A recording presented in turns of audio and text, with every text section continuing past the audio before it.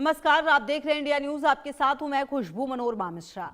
पाकिस्तान बलूचिस्तान के लिए क्या अहमियत रखता है, इसे समझना है तो आपको बलूचिस्तान की खबरों और वहां की तस्वीरों से ताल्लुक रखना होगा। फिर आपको समझ आएगा कि जिस कश्मीर के हक की आवाज उठाकर पाकिस्तान दुनिया को गुमराह करता रहा है, असल में वो अपने ही यहाँ बलूचिस्तान में किस तरह दुमुहा बना हुआ है, दुनिया में खुद को बेदाग साबित कर रहा है। हालांकि उसकी पोल खुद बलूच ही खोल रहे हैं। अब एक बार फिर बलूचिस्तान से आवाज उठी है, उस पर संगीन आरोप लगे हैं। किस तरह आतंकियों के जरिए पाकिस्तानी हुकूमत मुल्क और दुनिया की नीतियां तय कर रही है, एक रिपोर्ट देखिए, उसके बाद करेंगे चर्चा की शुरुआत।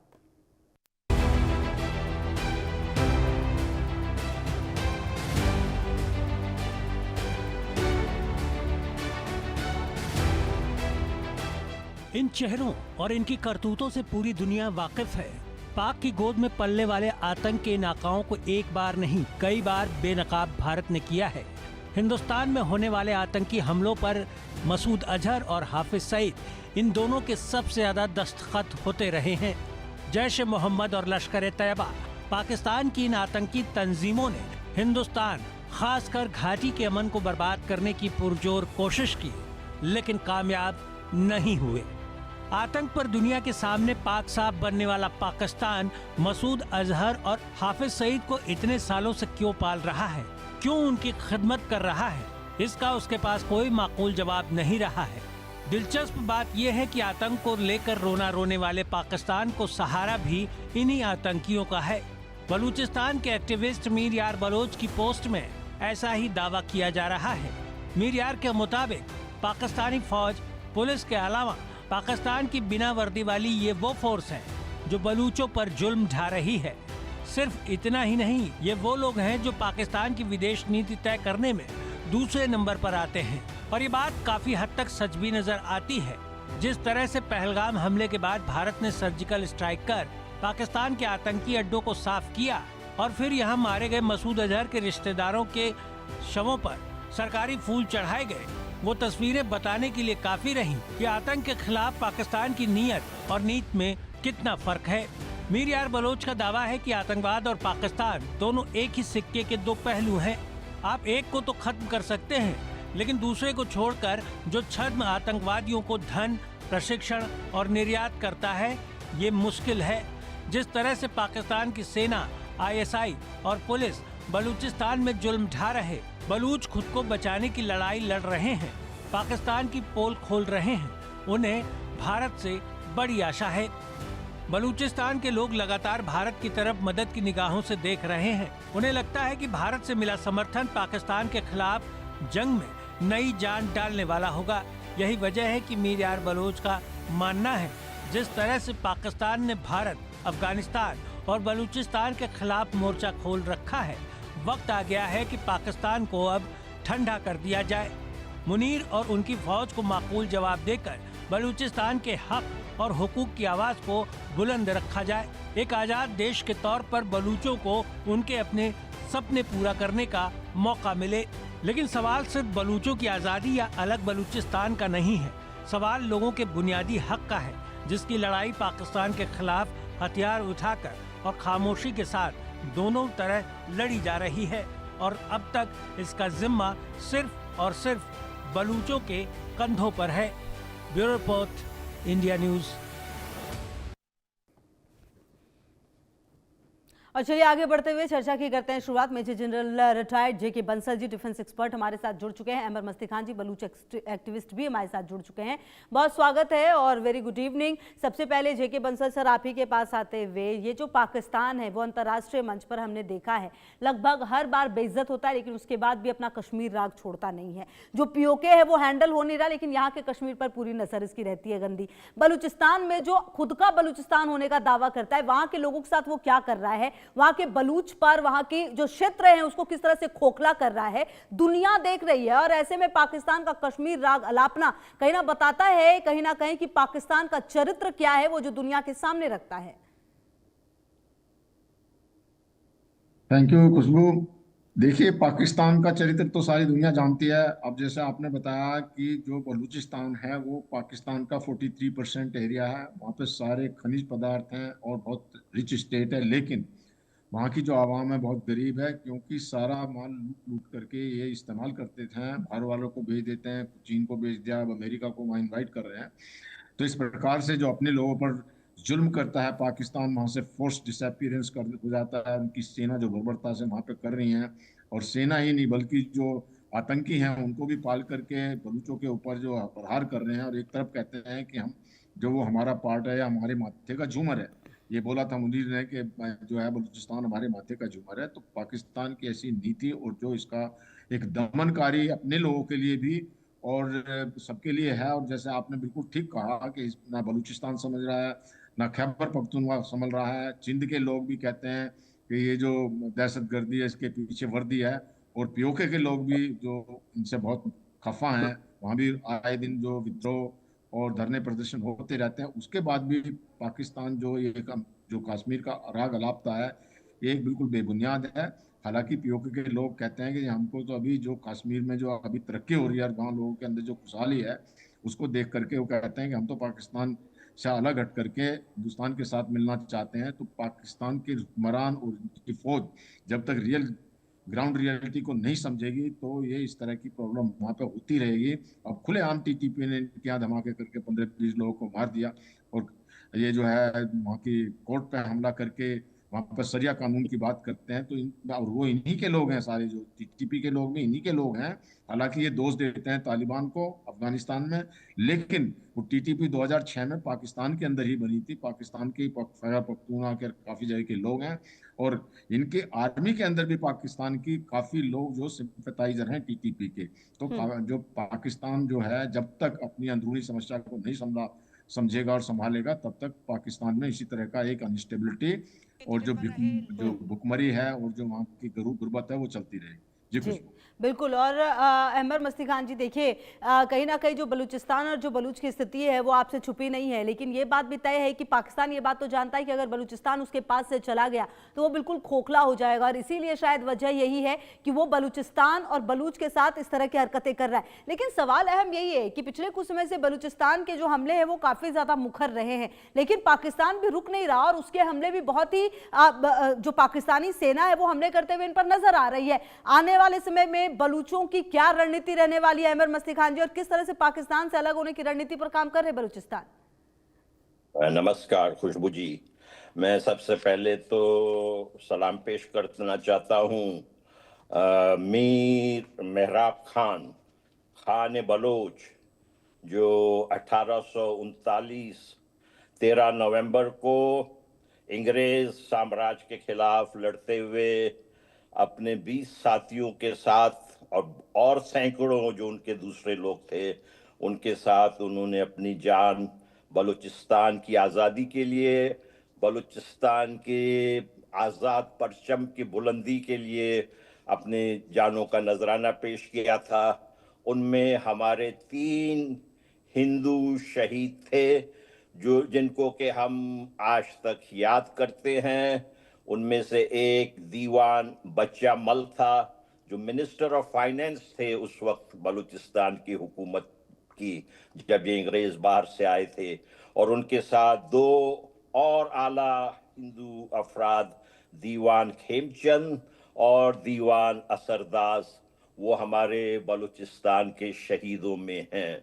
हम अपने शहीदों को मजहब के बुनियाद पे तफरीक नहीं करते हैं, और यही आपको बताता है कि हम इस जो जनरल आसिम मुनीर का फरसूदा आइडिया है कि बरे सगीर में जो है 2 कौमें हैं हिंदू मुस्लिम, उसको रिजेक्ट करते हैं। कोई कौमें मजहब के बुनियाद पे नहीं बनती हैं।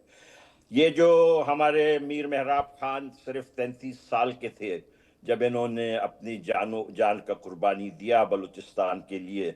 उसके बाद ये जो कारवान है वो चलता रहा है। देखें, ये जो अंग्रेज तो चले गए, लेकिन जो अंग्रेज के औलाद जो हैं वो उन्होंने छोड़ के चले गए।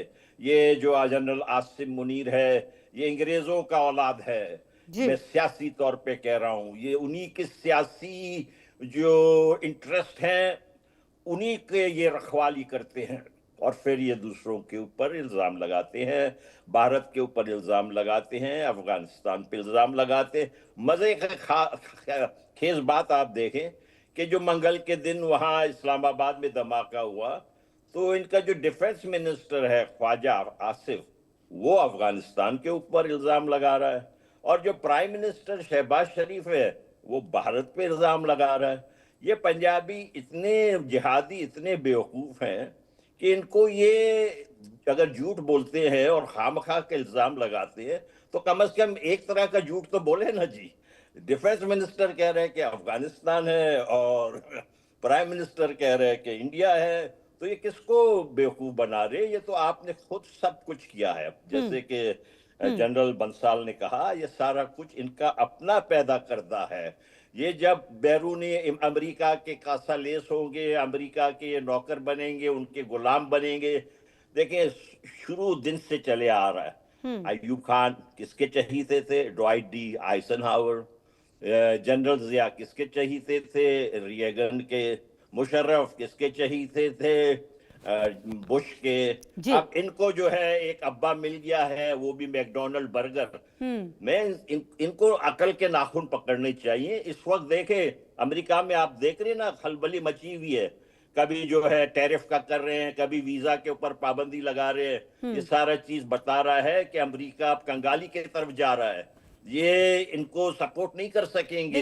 ये जो समझ रहे हैं अमर मसीह खान जी, ये बात तो तय है कि पाकिस्तान और उसकी जो रणनीति है वो अभी दुनिया की समझ से बाहर है। जेके बंसल सर, देखिए शायद ये पाकिस्तान की फितरत बन चुकी है कि वो ग्लोबल तरीके से जाता है, भीख मांग कर आता है, पैसे मांगता है और उसके बाद आतंकवाद को सहेजता है और उसके बाद छद्म युद्ध लड़ने की कोशिश करता है। ये शायद उसकी पॉलिसी बन गई है और यही वजह है कि जो उसकी तस्वीर है वो सामने आ रही है। आप देखिए ना, पाकिस्तान दावा करता है भारत से लड़ने की, पाकिस्तान दावा करता है किसी और देश से लड़ने की। अपने देश के अंदर जो उसकी पाकिस्तानी सेना है उसकी क्या हालत है ये दुनिया देख रही है। बलूचिस्तान से लड़ नहीं पा रहे, खैबर पख्तूनख्वा में टीटीपी से अलग लड़ाई चल रही है, जो पीओके और सिंध है वहां पर अलग लड़ाई चल रही है, वहां पर नहीं लड़ पा रहे हैं ये असीम मुनीर के जो सेना है, और वो बड़ी बड़ी बातें करते हैं कि वो भारत से लड़ेंगे। भारत से तो ये डायरेक्ट कभी लड़ाई लगते ही नहीं है। भारत के साथ में ये प्रॉक्सी वार करते हैं। जो टेररिस्ट पाले हुए हैं इन्होंने, वो इसलिए पाले हुए हैं कि वो भारत के ऊपर अटैक करते हैं। और ये बात समझने की, सोचने की है, जो पाकिस्तान की आर्मी एक निकम्मी आर्मी है, वहाँ पर वो बिजनेस करते हैं। कुल उनके पास में ट्रेनिंग नहीं होती कि वो लड़ाई की ट्रेनिंग करें। तो इस वजह से आप देख रहे हैं कि बलूचिस्तान के अंदर में भी जो इनके सैनिक हैं वो इतने घबराए हुए हैं कि बलूच लिबरेशन आर्मी इनको इतना मारती है और उनको बहुत सारे सोल्जर मार दिए, उनकी पोस्ट कब्जा ली और उनको भगा दिया वहाँ से। इसी प्रकार से टीटीपी इनको सरेआम उड़ा देती है, मारती है। इनके जो वहाँ पे जाते हैं वहाँ पे भी जाने के लिए तैयार नहीं है। तो इस प्रकार से, और भारत के तो इनकी कोई हिम्मत ही नहीं है। भारत के साथ तो ये टेररिस्ट की बात करते हैं, टेररिस्ट को भेजते हैं उनको। एक अभी भी जो इन्होंने पहले पुलवामा में किया, अभी जो है पहलगाम में किया, और अब जो इन्होंने किया है, क्योंकि इनकी अपनी आंतरिक स्थिति जब खराब हो जाती है तो ये जनता का ध्यान भटकाने के लिए भारत की तरफ टेररिस्ट भेज देते हैं और भारत का डर दिखाने लग जाते हैं। और उल्टा देखिए, अभी टीटीपी ने जो है, जो इनके यहाँ जो ब्लास्ट हुआ है कल पाकिस्तान के अंदर में, वो टीटीपी उसकी जिम्मेवारी ले रही है। उसके बाद भी जो इनके जो डिफेंस मिनिस्टर हैं ख्वाजा आसिफ, वो भारत को दोष दे रहे हैं। तो इस प्रकार से पाकिस्तान बिल्कुल एक फेल्ड स्टेट है।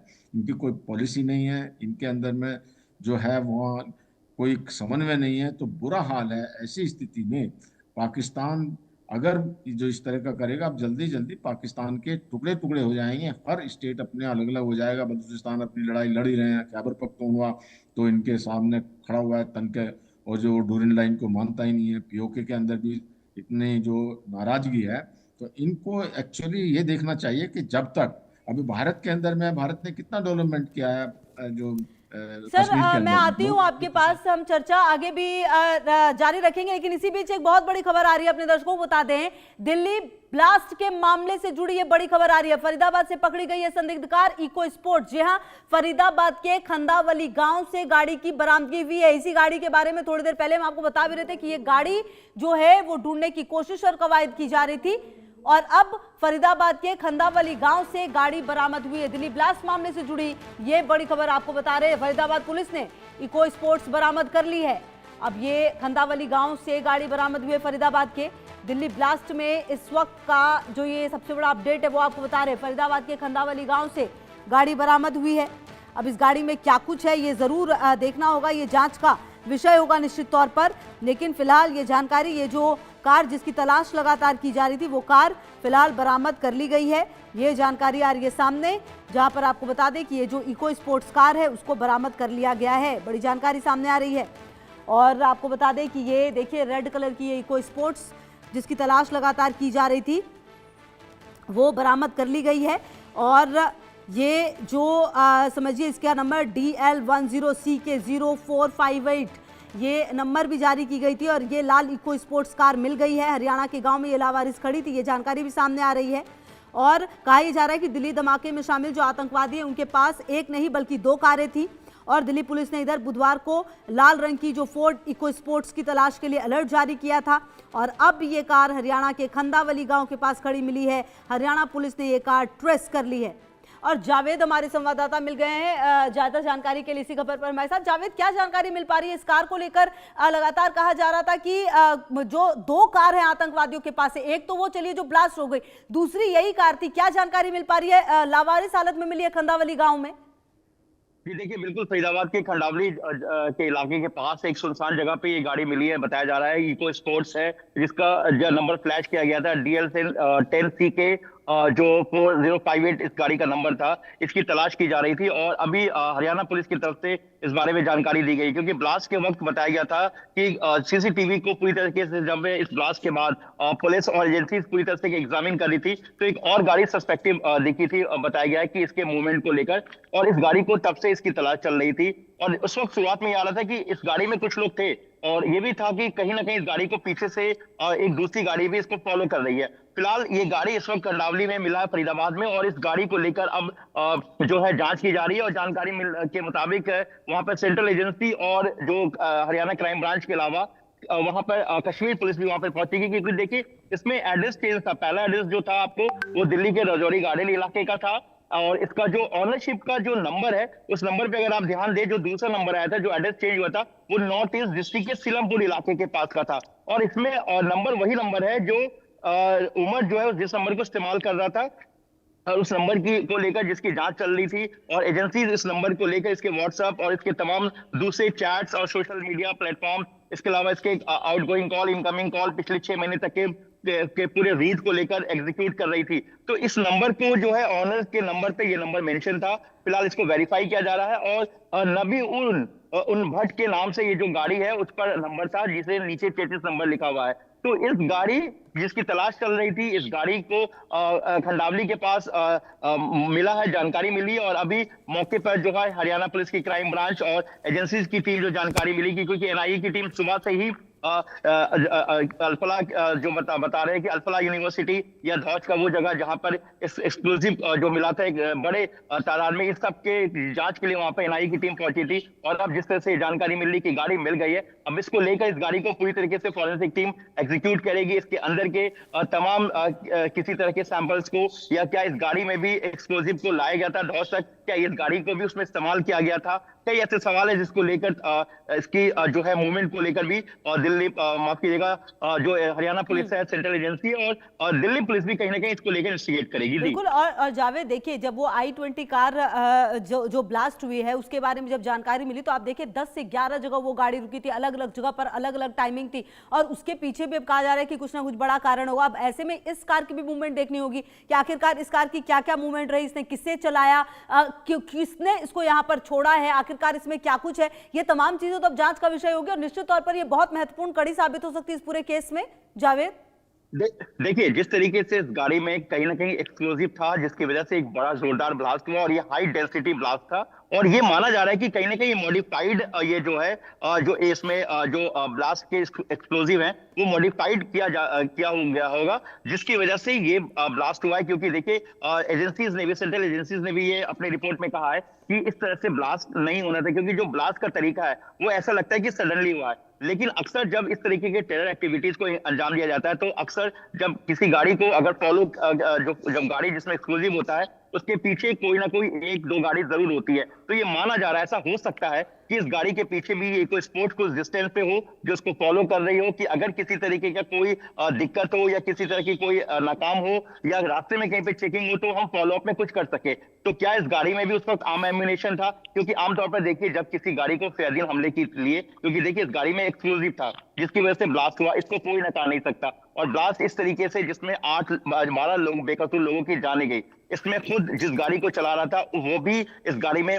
मारा जा चुका है। फिलहाल डीएनए के टेस्ट भी, इसकी डीएनए की जांच भी की जा रही है। लेकिन इस गाड़ी के बारे में बताया जा रहा है, जो इनिशियल जानकारी मिली है, कि इस गाड़ी के पीछे ये गाड़ी हो सकती है फॉलो अप तौर पर। चलिए, बिल्कुल लगातार रहेगी इस पर नजर कि आखिरकार ये गाड़ी जो है इसकी क्या डिटेल्स सामने आती है। जावेद, बहुत शुक्रिया आपका इन तमाम जानकारियों के लिए और हमारे साथ जुड़ने के लिए। बहरहाल चलिए आगे बढ़ते हैं और बात हम लगातार देखिए पाकिस्तान की कर रहे थे और पाकिस्तान की जो हरकत लगातार बलूचिस्तान में सामने आ रही है उसकी कर रहे थे। हमारे साथ मेजर जनरल रिटायर्ड जेके बंसल जी लगातार जुड़े हुए हैं। सर देखिए, जिस तरह की हरकत पाकिस्तान बलूचिस्तान में कर रहा है और जिस तरह से बलूचिस्तान में जो आज़ादी की लड़ाई है वो काफ़ी तेज़ होती जा रही है, क्या ये कहना अतिशयोक्ति होगी कि आने वाले समय में पाकिस्तान में कुछ बहुत बड़ा हो सकता है? बलूचिस्तान में जो बलोच है वो अब काफ़ी अग्रेसिव हो गए हैं, वो कुछ भी कर सकते हैं क्योंकि उनके पास कोई विकल्प नहीं है आज़ादी के अलावा। बिल्कुल ठीक कहा आपने। जो वहाँ की जनता, उनके खातन, उनके बच्चे, वो सारे अभी आ गए हैं फ्रंट पर। मार्च के महीने में इस साल से जो काफी अग्रेसिव हो गया है इनका आंदोलन, और उन्होंने बिल्कुल करो या मरो की स्थिति में आ गए हैं। जब इस तरह का हो जाता है तो वो पाकिस्तान को अब वहाँ पे मुझे लगता है कि जल्दी ही शिकस्त दे देंगे, और शिकस्त देकर ये अलग हो जाएगा। अभी देखा आपने, पहले वहाँ उन्होंने जो BRI प्रोजेक्ट चलाया था और चाइना ने अपना वहाँ पे जो खदानें वगैरह थी काम किया था, उनको खत्म कर दिया गया। चाइना को भी उनको मार पीट के भगा दिया गया। तो इस प्रकार से जब अब पाकिस्तान के जो जितने भी सोल्जर्स हैं, खास करके जब से पाकिस्तान ने अपनी आर्मी को वेस्टर्न फ्रंट बलूचिस्तान से इंडिया की तरफ मोबिलाइज किया है सिंधु के टाइम में, तो उस समय जो उनको ज़्यादा मौका मिल गया बलूचिस्तान को, और वो और आगे बढ़ते गए और काफ़ी पोस्टें उन्होंने कर ली हैं। अगर पाकिस्तान का यही हाल रहा, चारों तरफ इसने जो अपने दुश्मन पाले हुए हैं जिनको ये दुखी करता है, उसमें खैबर पख्तूनख्वा भी है और POK भी है, तो उस हालात को देखते हुए बलूचिस्तान को एक लिबरेशन, एक जो है अपर हैंड मिल जाएगा। और पाकिस्तान ये जो BLA है, बलूचिस्तान लिबरेशन आर्मी, और TTP का भी गठजोड़ हो रहा है। तो इन सब बातों को देखते हुए पाकिस्तान को शिकस्त देना आसान हो जाएगा और ये दोनों स्टेट लिबरेट हो जाएंगे, अपने आप को अलग कर लेंगे। हालांकि थोड़ा समय इसमें जरूर लगेगा, पर मुझे लगता है कि ये वहाँ पे अलग हो जाएंगे। इन्होंने ठान लिया इस बात को। और इस बात को और भी सोचना पड़ेगा कि बलोच के साथ में जब इवन जो ब्रिटिशर्स हैं वो भी इनके साथ नहीं लड़ पाए, तो बलूचिस्तान को ले लीजिए, अफगानिस्तान के जो लड़ाके हैं, इनको शिकस्त देना मामूली कोई आसान काम नहीं है। क्योंकि अफगानिस्तान के अंदर में भी हिस्ट्री रही है कि वहाँ पे USA भी आया और USSR भी आया, कोई सफल नहीं हो पाया। इसी प्रकार से बलूचिस्तान के अंदर में भी पाकिस्तान सफल नहीं हो पाएगा। और Balochistan liberation army, Balochistan liberation front, वो जितने भी वहाँ के लोग हैं वो सब मिल करके जल्दी बलूचिस्तान को लिबरेट करा लेंगे और बलूचिस्तान एक अलग देश बन जाएगा। जी खुश। बिल्कुल। अच्छा जेके बंसल सर, सबसे बड़ी कमजोरी पाकिस्तान के इस वक्त और सबसे मजबूत जो अगर कहा जाए एक पॉइंट बलूचिस्तान का क्या लग रहा है? आप रिपीट करेंगे क्वेश्चन? सर अभी इस वक्त में पाकिस्तान की सबसे कमजोर कड़ी क्या है और बलूचिस्तान के लिए सबसे मजबूत कड़ी कौन सी है? देखिए, पाकिस्तान की जो कमजोर कड़ी वो ये है कि वहाँ की जनता भी बड़ी दुखी है। उनके पास खाने के लिए सामान्य 800 रुपये किलो टमाटर मिलते हैं वहाँ। इसी प्रकार की वहाँ सबसे बड़ी कमजोर कड़ी उनकी वहाँ की सेना है। जो सेना में काफी भ्रष्टाचार है। जनरल सब पैसा इकट्ठा करके बाहर भेज देते हैं। जब कोई अटैक होने वाला होता है, सिंदूर के टाइम में जनरल मुनीर ने अपनी वाइफ और बच्चों को भेज दिया न्यू जर्सी और लंदन में, और वहाँ से पैसा इकट्ठा करके वहाँ भेज देते हैं। और वो जो पाकिस्तान की आर्मी है, इनको खाई जा रही है, खत्म करती जा रही है। तो ये सबसे बड़ी कमजोर कड़ी है, और अब और भी ज्यादा हो जाएगा, क्योंकि जिस प्रकार इन्होंने अपना कॉन्स्टिट्यूशनल अमेंडमेंट किया है, उसको देखते हुए पाकिस्तान के अंदर में पूरा कंट्रोल सेना का हो जाएगा।